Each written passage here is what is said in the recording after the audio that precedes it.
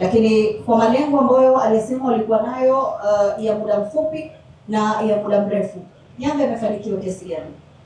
Imefanikiwa kwa kiasi kikubwa sana. Ndio. Imefanikiwa kwa kiasi kikubwa sana. Sorry. Kwa mtazamo wangu, kwa kuangalia namba, imefanikiwa kwa kiasi kikubwa sana.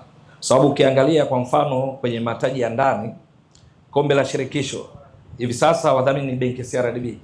Yanga wamechukua mara 4 mfululizo. Baada ya kufungwa katika fainali na watani zao wa jadi kwenye uwanja wa Lake Tanganyika kama unakumbuka vizuri.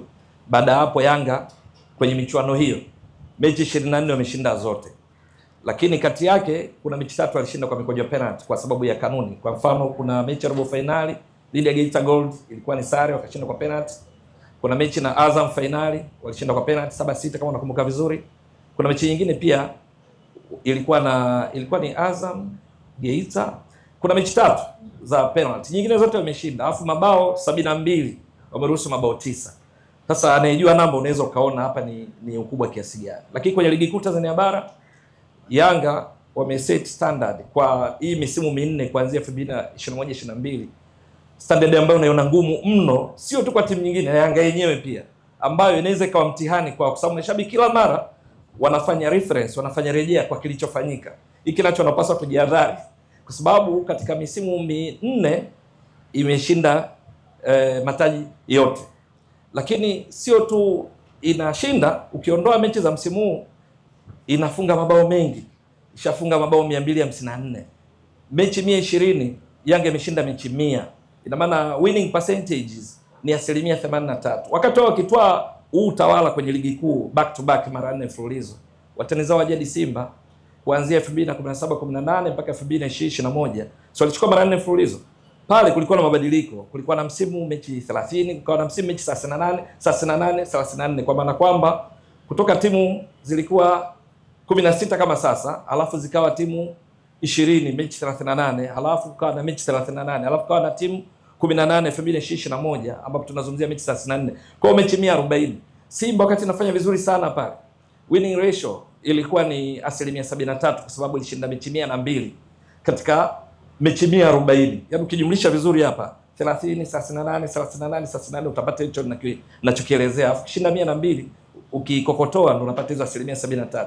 Kwa hiyo Yanga ilivyochukua huo utawala back to back mara 4 yenyewe ni 83%. Maana ime raise bar. Lakini sio hilo tu. Katika ligi kuu Tanzania bara toka ianzishwe kutoka kuitwa ligi daraja la kwanza mwaka 1996-97.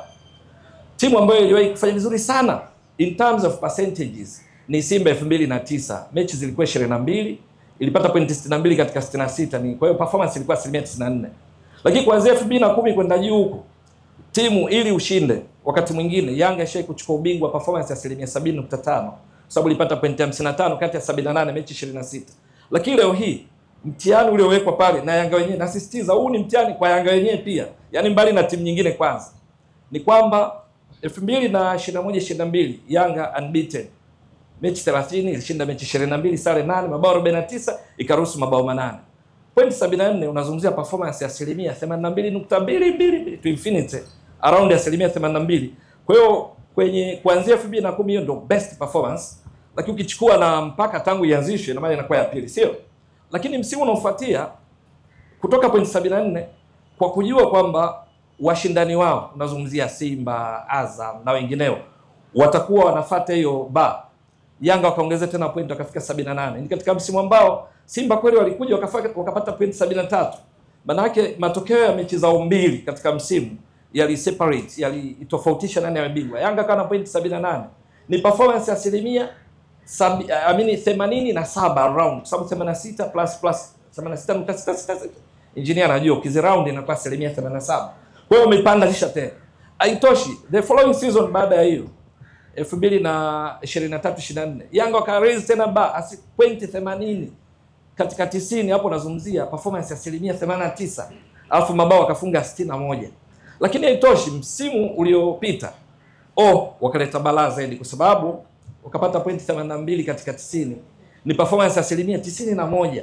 Alafu wakaleta mpya ambayo katika ligi bora 27 barani Afrika. Kwa mujibu wa CAF, ligi bora namba 1 ni Misri, ligi namba 27 kwa sababu 25 ni Eswatini, unakuta Niger, kuna Burkina Faso. Ligi zote hizi hakuna bingwa huwa anafunga mabao mengi kuliko points. Lakini katika mashirikisho 54 ni kwa sababu gani?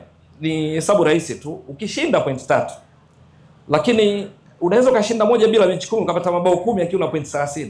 Kwa hiyo ni nadra sana kuwa na mabao mengi kuliko points. Yanga wamaliza na point 82, performance asilimia 91, lakini mabao 83 katika mechi 30. Maana yake kwa wastani kila mechi, kila dakika 32 na sekunde 32 inafunga bao moja, ambayo haishindi tu Afrika nzima. Sasa hapa sio udamisi, sio mughalabu, tunasema sio exaggeration of facts, ni dunia nzima. Katika ligi bora 5 duniani, afu Afrika chukua ligi zote bila kujali ligi 5, Yanga ndo the best kwenye ligi yake. Hapa msisitizo, asitokee mtu akasema Yanga ni bora kuliko Man City au Barcelona. Simaanishi hivyo, na maanisha kwenye ligi yako na perform vipi. Yanga kufunga mabao 83 katika mechi 30 ni dakika 2700. Maana kila baada ya dakika 32 na sekunde 32 kamba zinacheza za mpinzani, afu wameruhusu mabao 10. Sasa wastani huu ukilinganisha katika ligi bora duniani, mwingine atashtuka, duniani kwa mpira wa miguu chini ya mwamvuli wa FIFA tunazungumzia CAF ambayo Yanga ndo the best, tunazungumzia AFC ligi za ubora 5, unazungumzia Saudi Arabia, unazungumzia ligi ya South Korea, Japan, kule hakuna inayofikia kiwango cha Yanga. Unazungumzia OFC Oceania, yani visiwa vya Vanuatu, unazungumzia Fiji, unazungumzia New Caledonia, hakuna inafikia Yanga. Unazungumzia CONCACAF ni Amerika ya Kati, Kaskazini na Caribbean. Ya unazungumzia Marekani, unazungumzia Honduras, kule ligi 5 bora katika shirikisho lile la CONCACAF. Hakuna yenye performance kama Yanga. Ukitoka hapo unaenda CONMEBOL. CONMEBOL ni Amerika ya Kusini. Hapo nazungumzia ligi bora 5 ni Brazil, Argentina, Colombia, kuna Paraguay. Hakuna iliyo perform kama Yanga kwenye ligi yake. Hapa msisitizo, sababu ndugu zangu najua hawakawi kusema Yanga bora kuliko nazungumzia performance kwenye ligi yako. Lakini unazungumzia UEFA ligi 5 bora, unazungumzia Italy, unazungumzia England, unazungumzia Spain, unazungumzia Germany, unazungumzia Ufaransa. Huku sasa ndo walau kidogo kuna ambaye anataka kuichallenge Yanga lakini hajaweza kwa ya kwanza, ambaye inaitwa PSG kwenye ligi yake La Liga. Liga 1, ligi kuu ya Ufaransa. PSG msimu uliomalizika kule mechi 34 walifunga goli 92. Kwa sababu mechi 34 unazungumzia dakika 3060. Ukigawanya ndio hiki ninachozungumzia, tunaita MPG, minutes per goals. Walikuwa wanafunga bao kila baada ya dakika 33 na sekunde 16. Kwa hiyo wanakuwa nyuma Yanga PSG. Alafu kuna Barcelona. Hii sasa tunazungumzia La Liga. Barcelona mechi 38 wanazungumzia dakika 3420. Wao katika mechi 38 walifunga mabao 102. Ambao ukichukua dakika 3420 gawanya kwa 102, ukikompute vizuri utapata wanafunga bao kila baada ya dakika 33 na sekunde 31. Hizi ndo best 3 teams duniani kwenye ligi zao performance. Umeshaelewa vizuri? Lakini ukienda kwenye michuano ya CAF, Yanga 2021-22 baada ya kuangukia kwenye CAF, kama unakumbuka vizuri, Confederations Cup, manake kwanza 2021 walitoa na Rivers United mapema tu 1-1 imeisha. Lakini huo msimu unaofuatia walienda kucheza dhidi ya Zamalek kama sikosei, kashinda bao 9 aggregate, halafu wakaenda kucheza na Al Hilal Omdurman, sio? Wakatolewa. Ina maana unaangukia kwenye playoff kwa kanuni zilizopita, sasa hivi hazipo hizo. Walipoenda kwenye playoff wakacheza na Club Africain bila kwa Mkapa, Yanga ikimiliki mpira 69%, lakini mwisho wa siku mashuti 5 on target, wale 3 on target bila. Walipoenda Tunisia Rades, Yanga walishinda 1-0. Matokeo yake wakaingia kwenye group stages. Wakaenda mpaka finali inayosemwaje, unazungumzia mechi sasa 14 ukiongeza na playoffs zile mechi 2 dhidi ya Club Africain. Kwenye mechi 14 Yanga imeshinda 9. Umeshaelewa? Mechi 9 kati ya 14 ambazo ukifuatilia vizuri katika msimu ule katika michuano ya CAF Kazidatawa, yani chukua ligi ya mabingwa na kombe la shirikisho, timu best kwa performance ni Yanga. Sizungumzii bingwa. Yanga ilifika finali. Nazungumzia performance marks kwenye match by match basis. Away Yanga ilikuwa namba 1, afu ya pili Mamelodi. Sababu Mamelodi away yenyewe ilishinda finali ligi ya mabingwa. Away ni mechi 5, ilishinda 3 alafu ikatoa na sare. Lakini ilishinda 2 sare 3, kapata pointi 9 za away kwa sababu mechi 5. Yanga away ilienda ilifunga Club Africain away. Kwenye makundi ilitoa sare na Real Bamako kama unakumbuka vizuri. Ilienda ilifunga TP Mazembe, ilifungwa na US Monastir. Kwa ufupi ukichanganya katika mechi za away 7, Yanga ilishinda 5, sare moja, ilifungwa moja na US Monastir 2-2. Sasa Mbwaduke, kazini leo kwa waandishi kuna kazi. Tunahitaji utashi wa hesabati. Tusaidie kwa maneno machache. Angalau ya chini ya dakika moja. Thamani ya Young Africans imepanda kiasi gani ndani ya uwanja?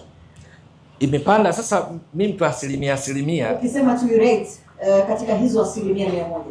Nikichukua kwenye ligi kuu Tanzania bara imepanda imefika 87%.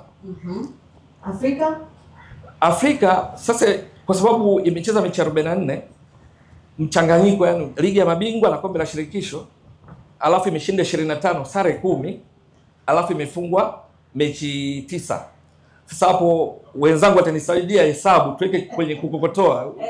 Unaweka tu, ni rahisi hata kwenye simu yako. 25 out of 44 ni winning, alafu sare mechi 10 kati ya 44, zile 25 kati ya 44, 10 kati ya 44, 9 za kufungwa kati ya 44. Ukiziweka vizuri, tujibu kwa namba sio kwa hisia. Lakini imefanya hapa tunazungumza hapa, yupo katibu mkuu Msigwa. Kwa sekunde chache, katibu mkuu Msigwa na Watanzania kwa ujumla tunapaswa kujivunia kupitia Yanga wakishirikiana na watani zao jadi. Sasa hapa tunapozungumza Afrika nzima, ligi ambayo kwenye top 10 clubs ina walau timu zaidi ya moja ni nchi mbili tu. Misri wana timu 3 ambao ni Al Ahly, wana Zamalek, wana Pyramids. Tanzania kuna Simba na Yanga. Hapa tunapozungumza Yanga ya 9 kwa ubora, viwango vipi? Watu wengi wanaangalia viwango ambavyo vimesha expire, wanaangalia Yanga ya 12. No, Yanga ya 9 sasa hivi. Ikitokea imeshinda tu dhidi ya Silver Strikers bila kujali matokeo mengine, Yanga inakuwa imepanda nafasi ya 8. Asante Mbwaduke. Jamani, tupigeni makofi. Hizo takwimu nataka moyo wa ziada kwa